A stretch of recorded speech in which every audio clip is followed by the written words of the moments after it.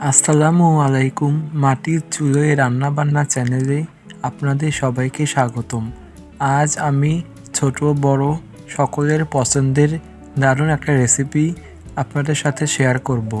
আজ আমি দারুণ স্বাদের মুচমুচে আলু ভাজা রেসিপি আপনাদের সাথে শেয়ার করব।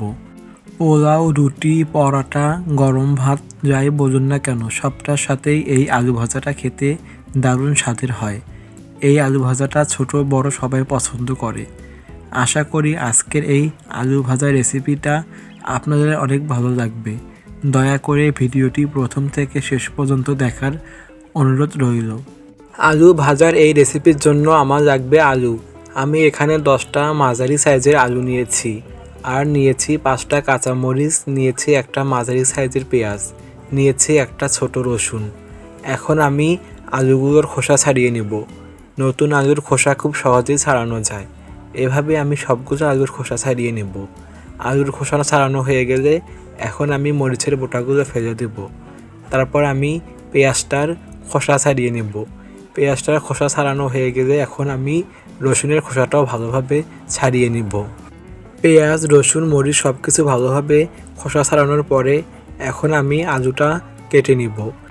আলুগুলো আমি গোটা গোটা ছোট ছোট সাইজ করে কেটে নেব। আলু ভাজা অনেকভাবে করা যায়। আমার এভাবে ছোট ছোট গোটা গোটা সাইজ করে আলু ভাজা খেতে ভালো লাগে। দেখতেই পারছেন যে আমি আলুগুলো কিভাবে কেটে নিয়েছি। একদম ছোট ছোট গোটা গোটা করে কেটে নিয়েছি। এভাবে আমি সবগুলো আলু গোটা গোটা করে কেটে নিব। আলুগুলো কেটে নেওয়া হয়ে গেলে এখন আমি আলুগুলো পরিষ্কার করে ধুয়ে নিব। আলুর সাথে আমি পেঁয়াজ, মরিচ, রসুনগুলো পরিষ্কার করে ধুয়ে নিব। আমার আলু, পেঁয়াজ, মরিচ, রসুনগুলো ধুয়ে নেওয়া হয়েছে। এখন আমি পেঁয়াজটা কুচি করে নিব।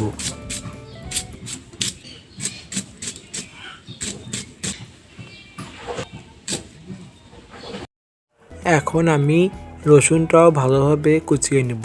দেখুন আমি কিভাবে রসুনটা কুচিয়ে নিয়েছি। রসুনটা কোচানো হয়ে গেলে তারপর আমি কাঁচামরিচগুলো কেটে নেব। কাঁচামরিচগুলো আমি মাঝখান থেকে দুভাগ করে ফালি করে কেটে নিয়েছি। আমার পেঁয়াজ, রসুন, মরিচ, আলু সব কিছু ভালোভাবে কেটে ধুয়ে নেওয়া হয়েছে। এখন আমি কড়াইটি চুলায় বসিয়ে দিয়ে কড়াইয়ে দিয়ে দেব 1 টেবিল চামচ সয়াবিন তেল। তারপর দিয়ে দেব পেঁয়াজ কুচি, দিয়ে দেব রসুন কুচি, তারপর আমি দিয়ে দেব একটা তেজপাতা। এখন আমি পেঁয়াজ রসুনটা কিছুক্ষণ ভালোভাবে নেড়ে নেব। কিছুক্ষণ পেঁয়াজ রসুনটা নেড়ে আমি এর মধ্যে দিয়ে দেব 1/2 চা চামচ পরিমাণ পাঁচফোড়ন।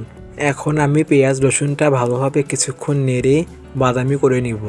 যখন দেখবেন যে পেঁয়াজ রসুন এমন বাদামি হয়েছে তখন এর মধ্যে আলুগুলো দিয়ে দিতে হবে।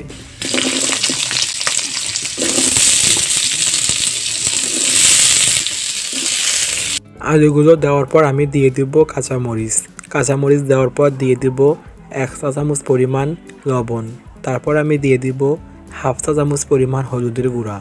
এখন আমি আলুর সাথে লবণ, হলুদ, মরিচগুলো ভালোভাবে কিছুক্ষণ নেড়ে নেব।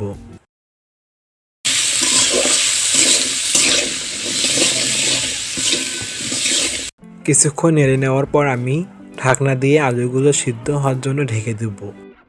এভাবে 2 থেকে 3 বার ঢাকনা দিয়ে ঢেকে ঢেকে আমি আলুগুলো একদম ভালোভাবে সিদ্ধ করে নিব। নতুন আলু খুব সহজে সিদ্ধ হয়ে যায়, বেশি সময় লাগে না। চুলার জালটা একদম লো আছে আলুগুলো সিদ্ধ করে নিতে হবে, তাহলে খুব সহজে আলুগুলো সিদ্ধ হয়ে যাবে। দেখুন আমার আলুগুলো কত সুন্দর সিদ্ধ হয়েছে। আমি আর ঢাকনা দিয়ে ঢেকে দিব না। আমি ঠিক 2 বারই ঢাকনা দিয়ে ঢেকে রেখেছিলাম, তার মধ্যে আলুগুলো অনেক সিদ্ধ হয়েছে। এখন আমি আলুগুলো ভালোভাবে কিছুক্ষণ নেড়ে নেব। এখন আমি চুলার জালটা একটু বাড়িয়ে আলুগুলো একদম ভাজা ভাজা মুচমুচে করে নেব। যখন দেখবেন যে আলু ভাজাটা একদম মচমচে হয়েছে তখন চুলা থেকে নামিয়ে নিতে হবে। দেখতে পারছেন যে আমি আলুগুলো কত মচমচে করে ভেজে নিয়েছি। এখন আমি চুলা থেকে আলুগুলো নামিয়ে নেব। এখন আমি একটা প্লেটের মধ্যে আলু ভাজাগুলো নামিয়ে নেব। আমি আগে বলেছি যে পোলাও, গরম ভাত, রুটি, পরোটা সবটার সাথে এই আলু ভাজাটা খেতে ভীষণ মজার। আর ছোট বড় সবার যেমন পছন্দের তেমনি মন কেড়ে নেওয়ার মতো একটা রেসিপি। আশা করি আজকের এই আলু ভাজা রেসিপিটা আপনাদের অনেক ভালো লেগেছে। এরকম মজার মজার নতুন নতুন রেসিপি পেতে দয়া করে আমার এই মাটির চুলের রান্নাবান্না চ্যানেলটি সাবস্ক্রাইব করে পাশে থাকবেন। সাথে লাইক কমেন্ট শেয়ার করতে ভুলবেন না। তো বন্ধুরা, আজকে এই পর্যন্তই। সবাই ভালো থাকবেন। ধন্যবাদ সবাইকে।